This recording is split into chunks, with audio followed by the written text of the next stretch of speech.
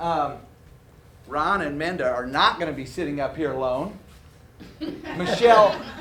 Melissa's going to come up here. And Chelsea is right there. She snuck in on me. Chelsea's going to come up here too. We're going to let those guys get suited up and ready. And we've got a little act for all of them. Oh. Do you know the song? The skit? Yeah. Sing a little song or do a little jig. No, they did not give me a hard time at all. We've been impressed with all of them, always have been, just like a whole bunch of you.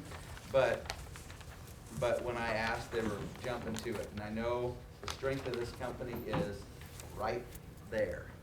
So we get more from each other every time we do this than from anything else we do. And so we're really thankful that you guys are willing to do this. The one quick round before we even start. Thank you. Okay, so we want this to be really open. We want you to hit them with questions if you have them. They're open books. I'm gonna start your questions, whatever order we want. But our goal is to just pick your brain, and I want you guys to find the ideas that fit you, and just decide which ideas, when you leave here, which ideas did you used to do and you're not doing today? Which ones have you never done? There will be an idea that hits you. There'll be more than one, and then hone down on which one is the best and implement it before you move on to the next. So you should get 2 or 3 things out of here. That's our goal, and that's all we need. So I'll let you guys decide. Who answers this one first? Where do you get most of your clients? And what percentage comes from each source, and why is that important to know? Well, first, Jeff, thanks for inviting me to be here. I appreciate it. I'm humbled to be before you guys. Thank you very much. You're all great agents, and I feel some of you should be up here instead of me, but thank you very much. As far as my clients go, I would say probably 50% is sphere of influence referrals. And now that I've been in the business for a little over 3 years, I've got prior clients that I'm getting referrals from, and I also get obviously prior clients that are moving out or updating, moving up in like a home or something. So most of mine comes from my sphere of influence of past clients. And so you're 3 years? 3.5 years. And so that is something that definitely changes.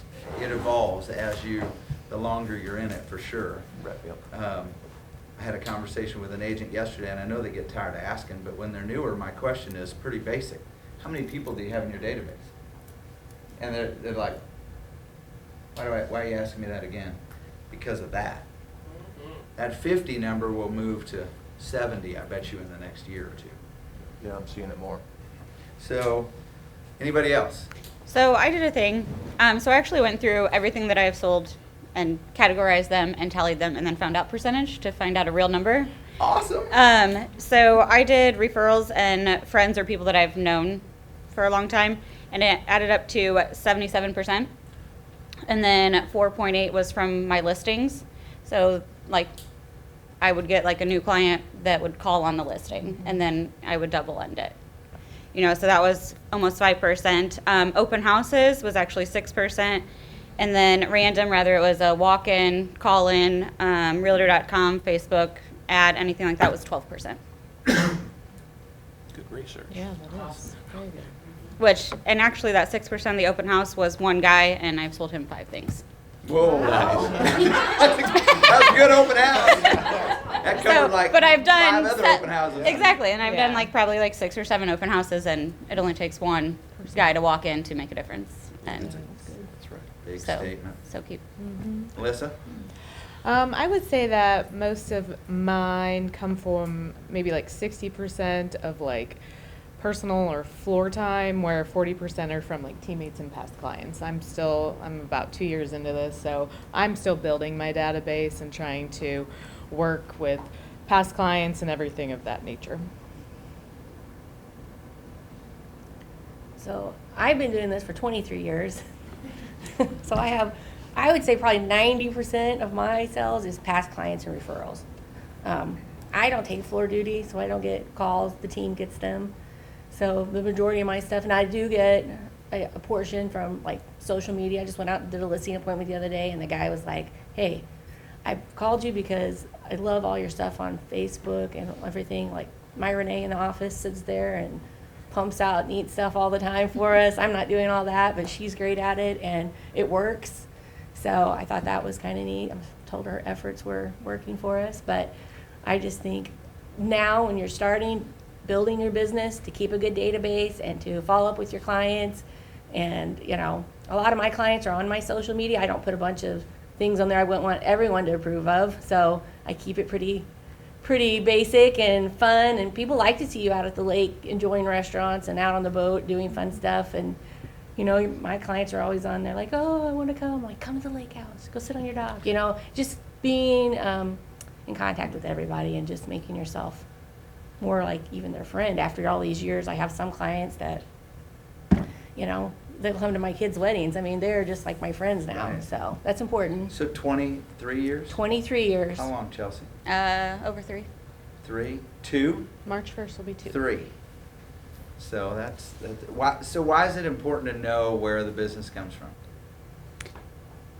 So you can know where to focus on your Right. business. Yeah. So I track every cell on our team to see where it came from. So at the end of the year, we can sit there and be like, hey, this was working, this wasn't working, you know. We got some leads off of that. So we know where to spend our money and do our marketing and stuff. So, but it's good just to know. Yeah, I think we don't want to be caught waiting for something to happen. And if we know where our business comes from, because the answer is the same, really, I mean, it might be a different percentage, but if we know where it is, then we can ask ourselves, what are we doing to talk to those folks? How are we touching them? What do they think about when they think of us? Are we top of mind? Do they think, oh my gosh, that, you know, that's who I'm going to call. I'm going to call Denise. Because if we're not being purposeful about top of mind, they're going to forget. 'Cause that's just what they do.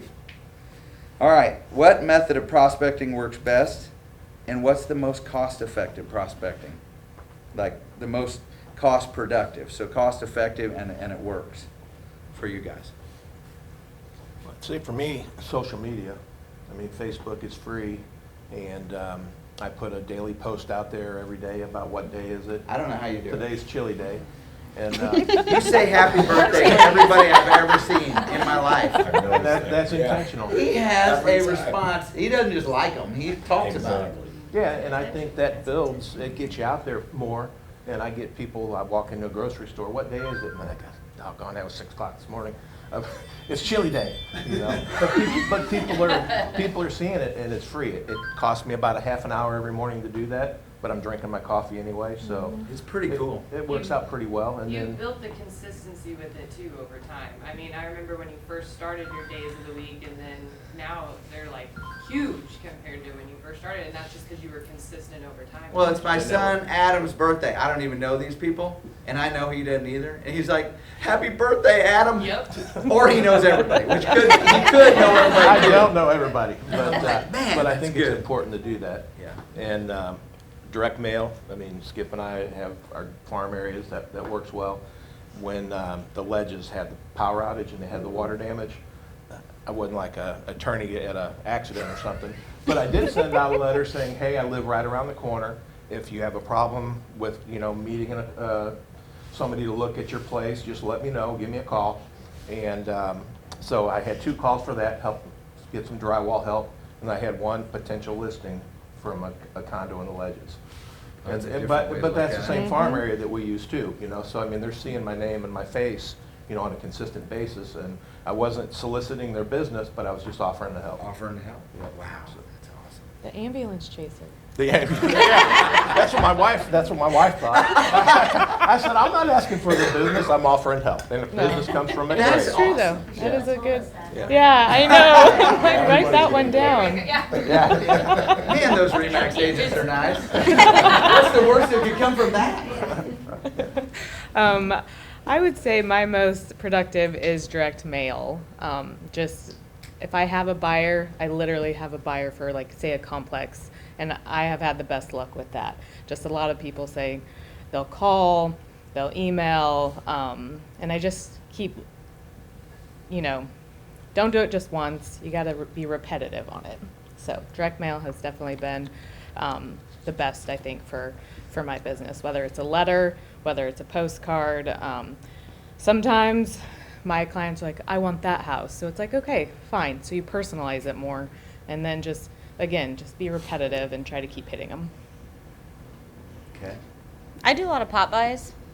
That's kind of my go-to.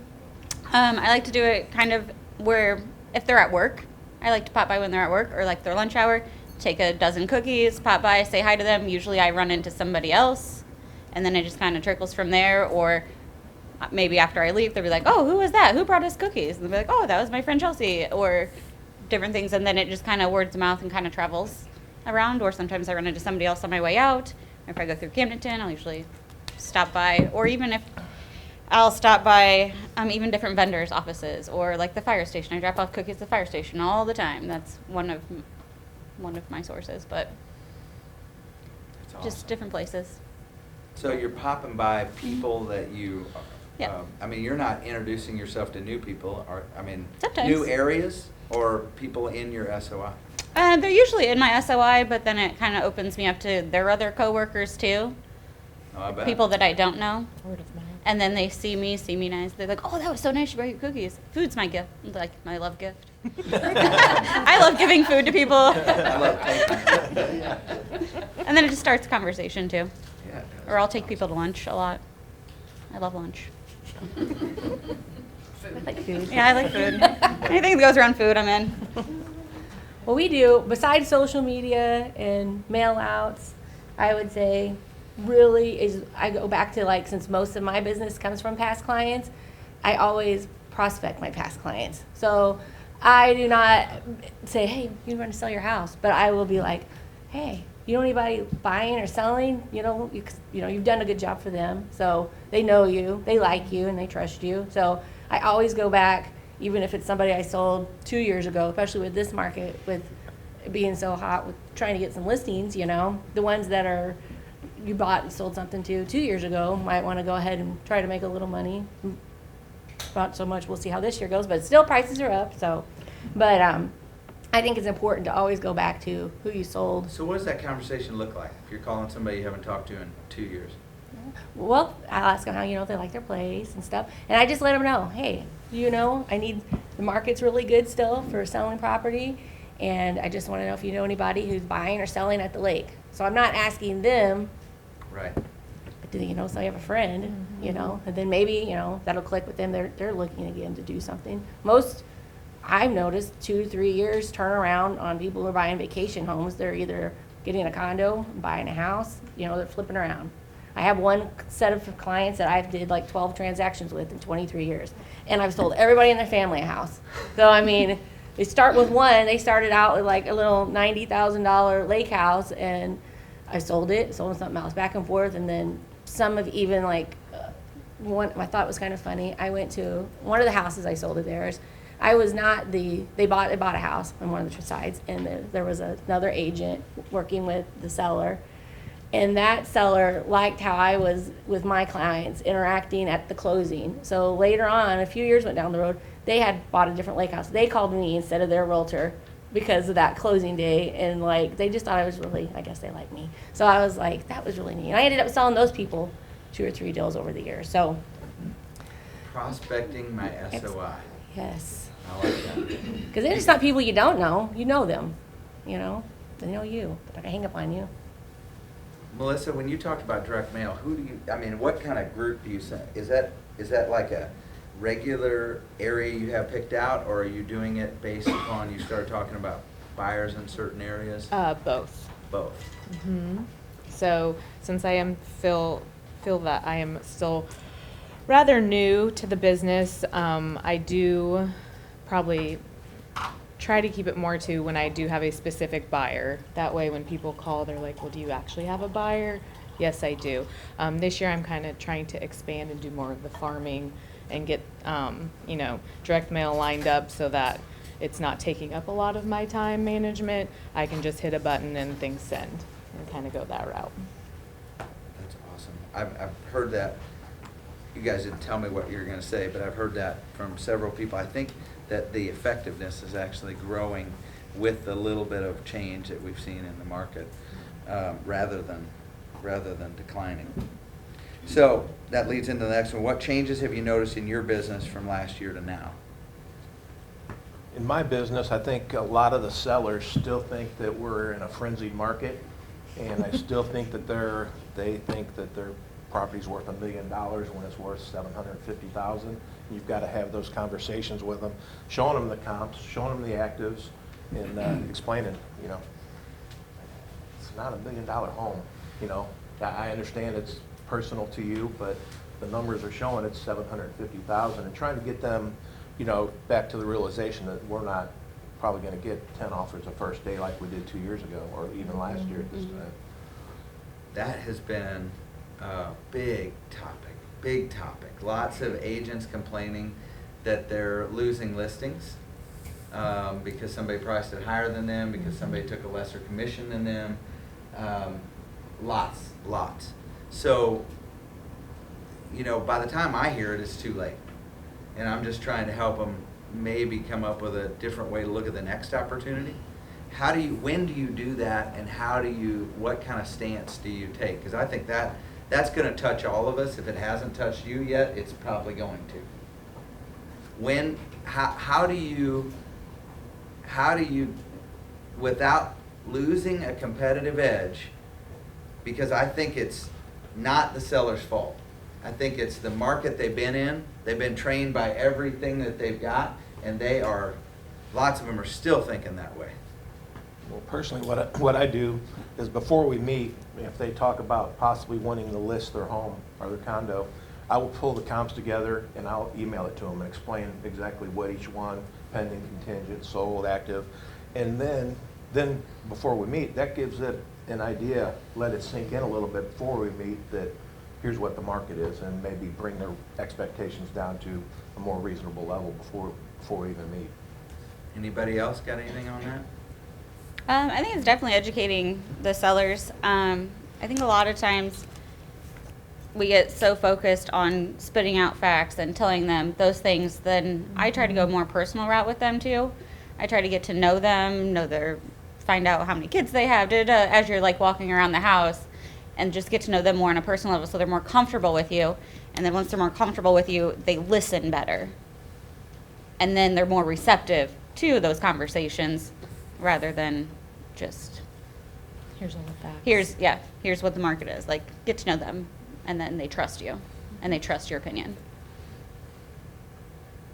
I just went on a listing appointment this week, and I told her her house was worth $475. She's like, oh, I thought it was worth like $699.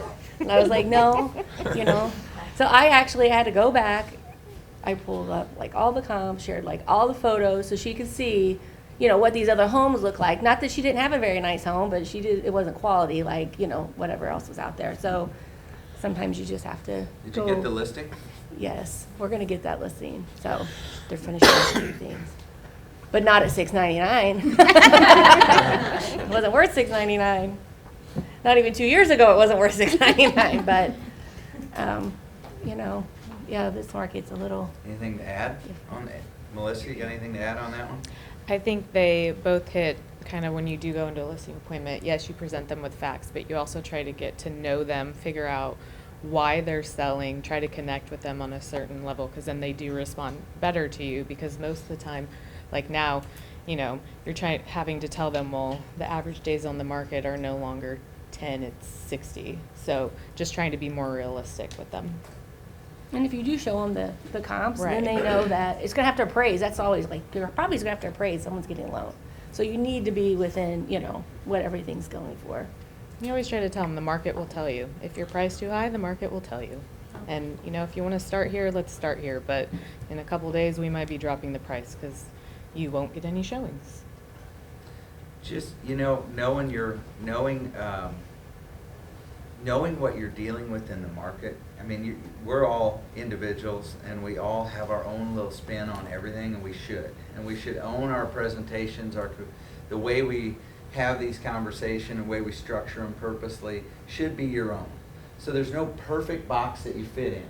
But knowing what we're dealing with today helps us combat or compete with what you're not often told.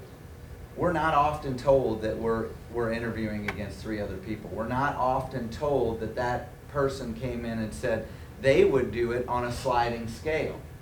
We're not often told that you know, they said you're worth $100,000 more. So if we just keep that stuff in mind, I know we beat it up terrible, but the market changes and flows, and I hate to admit it, but I've been through a few of these moves now in the market, and it's just knowing what you're competing with that really gives you a leg up to start those conversations, and because I don't think it's a seller's fault. I think they've been trained. And on the flip side, another good thing is there's a lot of agents that aren't doing it, that are pricing high, not getting activity quickly, and then they're not communicating, because we continue to see good teams and good agents out there in the real estate world losing listings, something we haven't seen in 3 years. I continue to hear those stories. I'm getting a listing from so-and-so. I'm getting a listing from so-and-so. Boy, it's not bad to be in that position either. So really glad you brought that up. Anything else other than that that's different that you want to highlight from last year to this year that you feel? Well, I think obviously the competition's tougher right now, so I think you need to differentiate yourself when you're meeting with your client. You know, be prepared. I always bring a professional folder with everything in it. I mean, you want to set yourself apart. Have some prior listings that you can show them, the videos from the listings, the photos from the listing. Because when I first started as an agent, I was guilty. I would take some cell phone pictures of condos, and compared to what it is now, I mean, it's much more professional. And then I can share those videos out on social media. So I think you've got to go above and beyond and differentiate yourself, and as Brian Buffini said, create that experience with your clients that they don't forget. Yeah, I think that kind of went away last few years too, and that's kind of come back. I noticed that's kind of a highlight with a lot of coaches, and I think that's why they're doing it, because that's really important. Anybody, any other things different than last year that you want to talk about?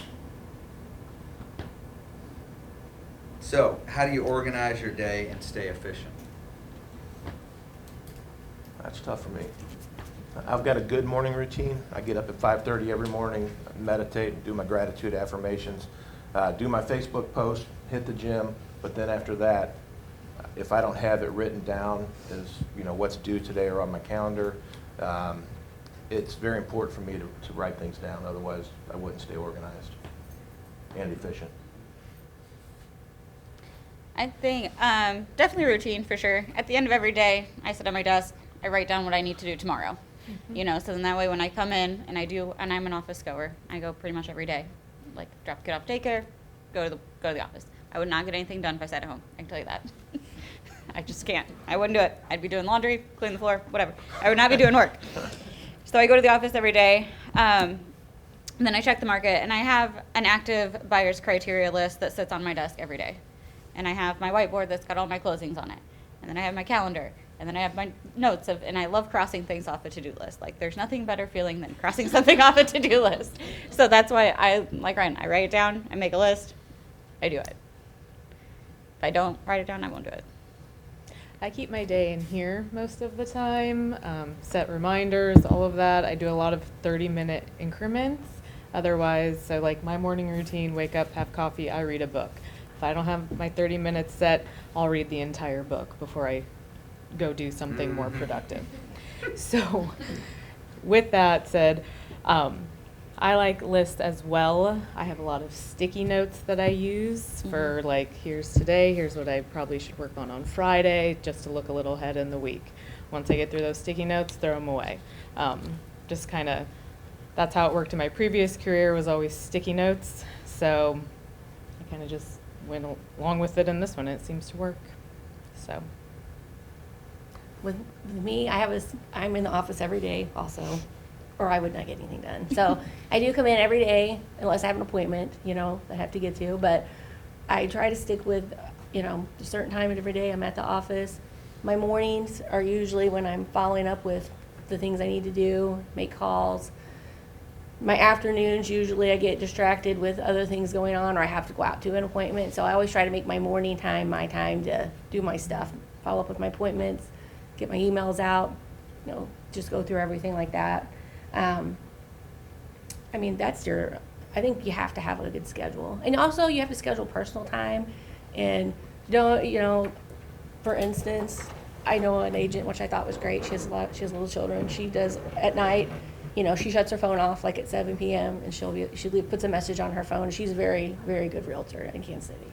She's like, you know, thank you for calling. I'm going to be returning calls at 8 a.m. or whatever in the morning. So she does her. I thought that was really great that she does that. I never did that when I was younger and my kids were little. I'm like, you want to stay at house? I mean, I was out the door all the time.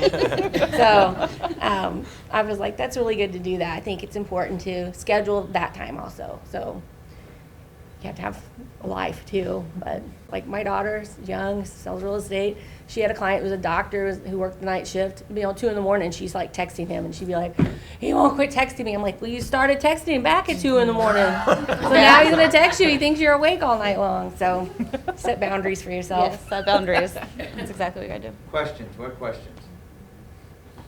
Anybody got any questions? Best way to build an SOI. Did you hear that? Best way to build an SOI. You have to have a database of some sort that you can easily follow up with, I think. Whether it's, I use Top Producer, and we just, but they kind of changed up some of their stuff, so now we're like switching over to like Realty Juggler, I think is what it's called, so that we can do just emails and just touch base all the time with them. How do you get names to put in there? Where do you get your names from if you don't have one? So any like lead that comes into the office goes in that database, whether they want something or not. You know, as soon as they get it, unless they tell us to quit emailing them something, but they'll go in there. There's categories, you know, just leads or if they're actually clients or whatever, so that when you are doing a mail out, you know what audience you're sending it to. But your open houses, any contact, anybody who gives me a name or an email goes in my database. And then I'm old school. I still got file, like little bins on my desk, be like hot buyer file and a seller. And I'll sit there and if I can't think of something, I'll start digging through my thing and see, oh, did they buy something or did I sell, you know, they list their house with somebody else? You know, I'm looking through there. So I think it's important to. And I think it's important to be out in the community too. You know, being in the Rotary Club, there's a lot of community leaders that are in the Rotary Club that I'm in. You know, Chief of Police at Osage Beach, Central Bank CEO.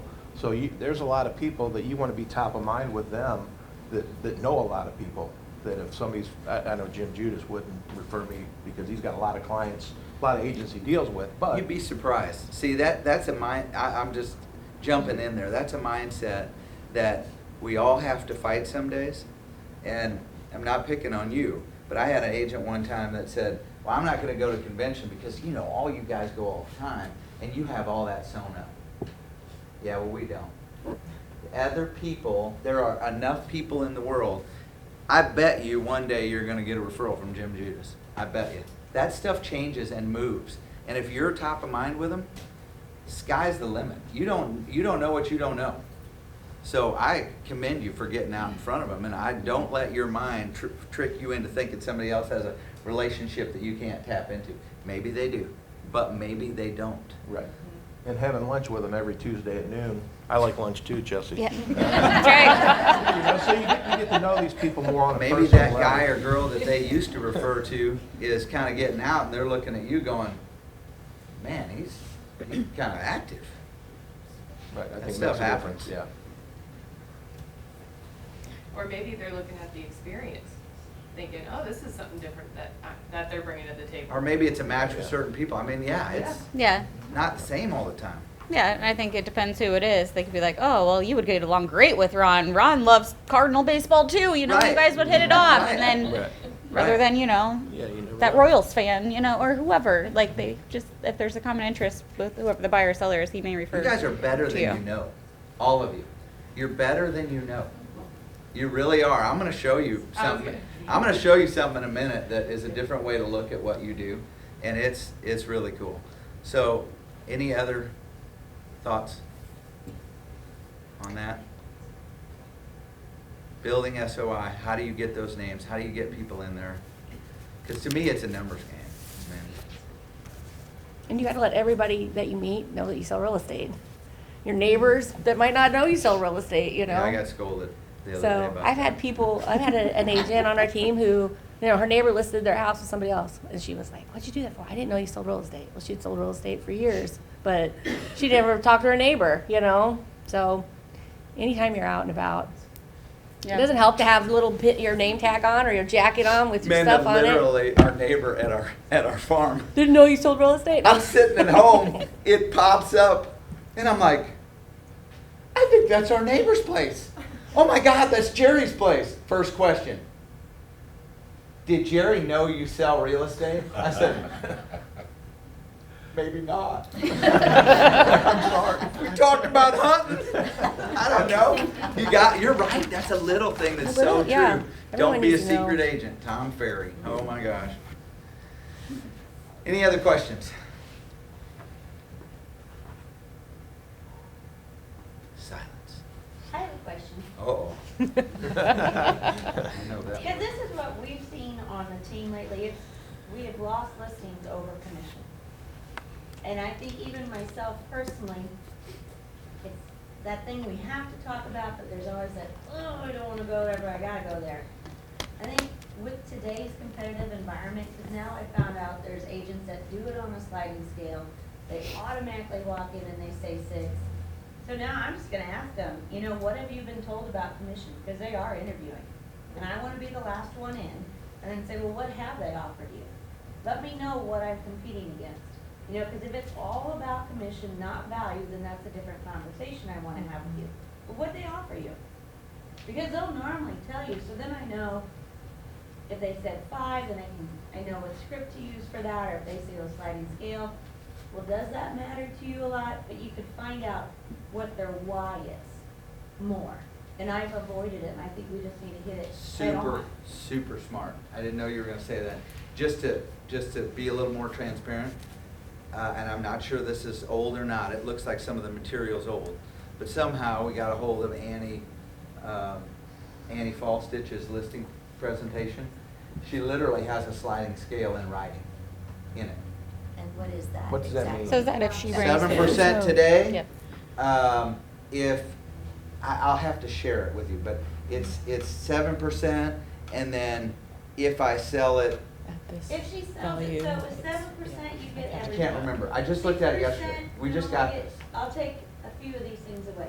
5% if I bring the buyer myself, which personally, don't do that to yourself. You earned it. You have probably had that buyer in your car. 4% if you do this. Yeah.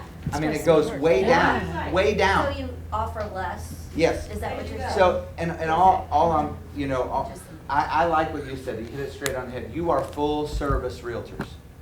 You are. You bring more value than anybody else.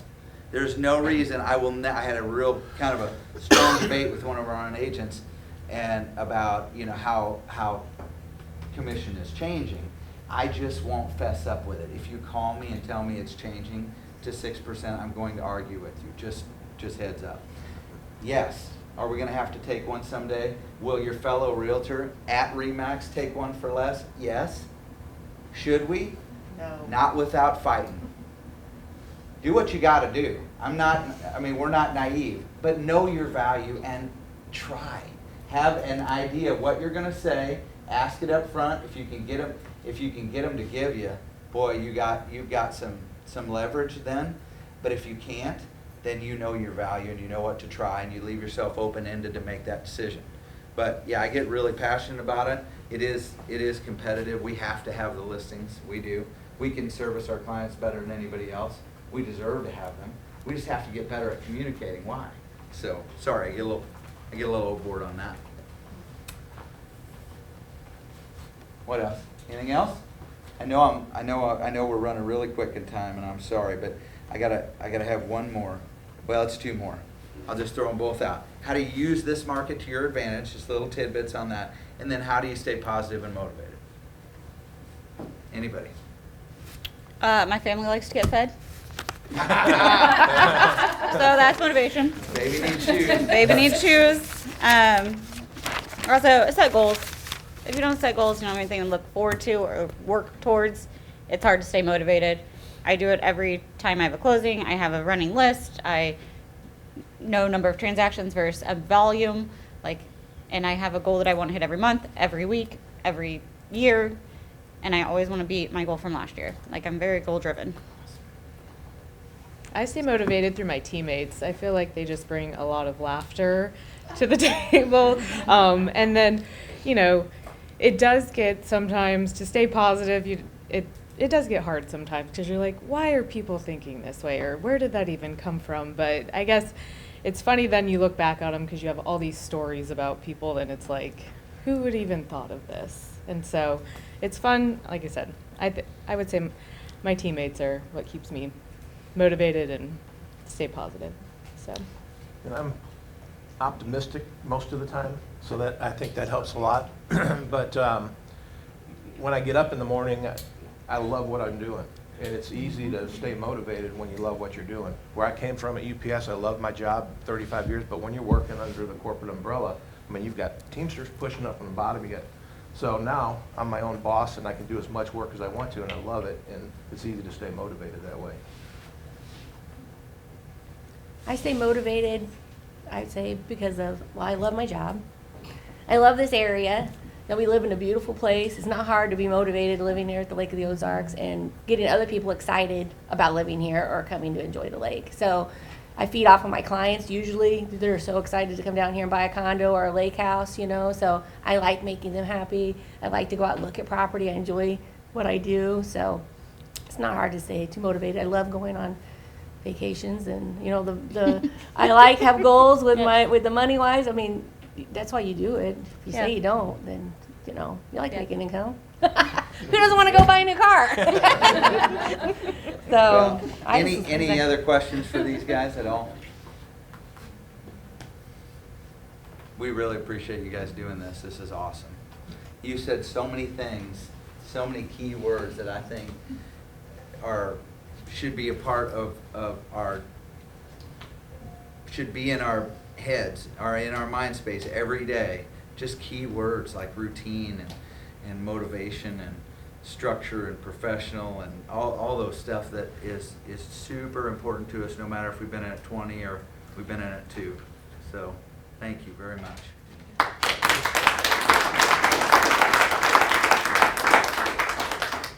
I hope you got something. I get so excited, I get so jazzed, I just want to jump up and down, because we have got to be excited. You are your best, you each other are your best cheerleaders. We got to keep each other going. So here's something in writing that I want you to see that I forgot to click. Boy, I'm good. I forgot to click any time because I have beautiful pictures of you. Look at that. And I forgot to click that. Here's this chart. Now, we can't hardly see it, but we do these charts all the time. I'm not going to stand in front of that, I don't think. We do them all the time, but I want you to, this is agent productivity, and we put this together. We put it together years ago, and then we kind of forgot it. We kind of slipped off there. If you look at our deals for a long time, we've not broken down agent productivity for quite a while. So we dug this out, but then Whittle put his spin on this, which I thought was tremendous. On average, you guys sell 73% more properties than the number 2 company at the lake. 73%. If that doesn't light your fire, I don't know what will. It's incredible. If you find a way to use that, if we have the proper disclosure on the bottom. You use it if you want. It's got MLS average on it. It's got your average on it. There's also another thing that jumped out at us. The number 2 company in transactions per agent just happens to be RE/MAX at the lake. What does that mean, Jeff? That RE/MAX is not the same as you guys. Now, I love them, but I'm just telling you, they're not the same as you in investing in their business. So something speaks to our brand. It is well recognized, and it is a 800-pound gorilla that helps us all. My question is, are we using it the way we should? We get on our teams, which I love our teams. You know, I'm a huge advocate of our teams. But do not forget what that gorilla is behind you. Do not. It does good. the more competitive the industry gets, the more competitive areas get, people will turn to referrals, they will turn to brand. It will help you. That's got something to do. Just the fact that we can say that, and we can say, by the way, the number 2 company in average transactions per agent is our other RE/MAX. You know, it's actually owned by a different company, but it is the RE/MAX at the lake too. That helps us. So I just wanted to throw that out there. We're going to put this up for you guys, and we'll send this out so that you have it to use. You're the best. We're so thankful to be working with people that will share and lift each other up. We cannot tell you guys enough. So thank you for coming. Thanks for your time, and I hope you take something away from here that you can use to help your business.